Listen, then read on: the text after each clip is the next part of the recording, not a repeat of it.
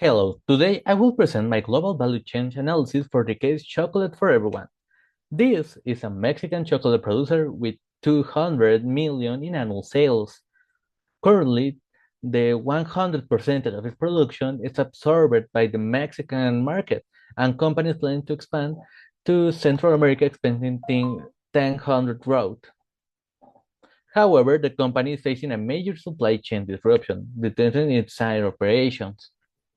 The company operates through three main sales channels. Retail store represent the 55th percentage of sales with a 30 percentage of margin, but a very high 15 penalty for late deliveries. Department store represent 40 percentage of sales with a high margin of 45 percentage and a lower 5 percentage of penalty.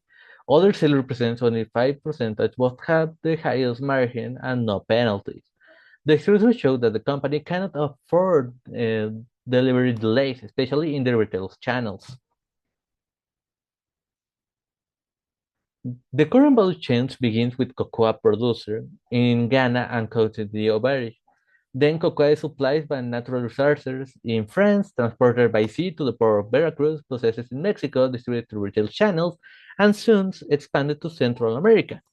The critical issue here is the concentration risk. The entire chain depends on one geographic region for its main raw material. The company is facing multiple external pressures. Political, there is instability in West Africa, export suspension, and labor shortage. The economical one, the alternative supplier from Madagascar represents 10% cost of increase, while the company only tolerates 3% and the market 5%. Logistically, the new supplier has 45 daily times, and the company only has 3 months of inventory. Finally, the competitively, major multinational companies already secured 6 to 9 months of cocoa supply, leaving a smaller player like the company more exposed. This is not an internal operational problem, it is a structural geopolitical shock. The country risk indicators are severe. There is a 50 percentage probability of labor shortage expected delayed for 15 days, a 5% cancellation probability, and 10 percentage risk of quality issue. Additionally, exports are currently suspended. Financially, switching to Madagascar increased cost by 10 percentage, while operationally, daily delivery penalties can reach 15 percentage. The real dilemma is clear: protect margins or protect continuity. In this case, protect continuity is more important than short-term profitability.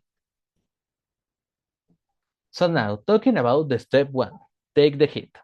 My proposed solution has two stages. This first stage is, is around the stabilization for 1 to 2 years. The company must immediately switch to a Madagascar supplier and create a financial buffer.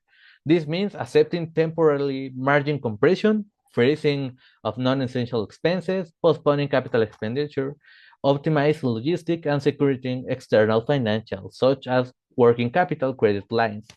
The objective is simple: ensure the operational survival. Losing margin temporarily is less damaging than losing a market share, facing penalties and damaging long-term customer relationship. So, going for the step two, the post-crisis reconfiguration, or as I can say, the new phases. Once the company is stabilized, stage two begins. First, renegotiate with the original supplier, including contractual penalties, volume discounts, and a better guarantees. Second, implement permanent multi-sourcing strategies to reduce single country dependency. Third, if financial performance allow, consider vertical integration by acquiring minority stakes in small cocoa producers all around Central America. This will increase pricing control and reduce exposure to volatility. This goal is not just to survive the crisis, but also to transform the supply chains into a more resilient and diversified system. So, finally, the company must institutionalize risk management. This includes a country risk monitoring matrix, supplier diversification policies, minimum 6 month safety inventory, commodity hedging, strategies and stronger contractual clauses. In conclusion, the crisis revealed a structural vulnerability in the global value chain of the company. So the company must accept a short-term financial pressure in order to secure long-term strategic resilience. Operational continuity must prevail over short-term efficiency in times of geopolitical uncertainty. Thank you very much for the attention.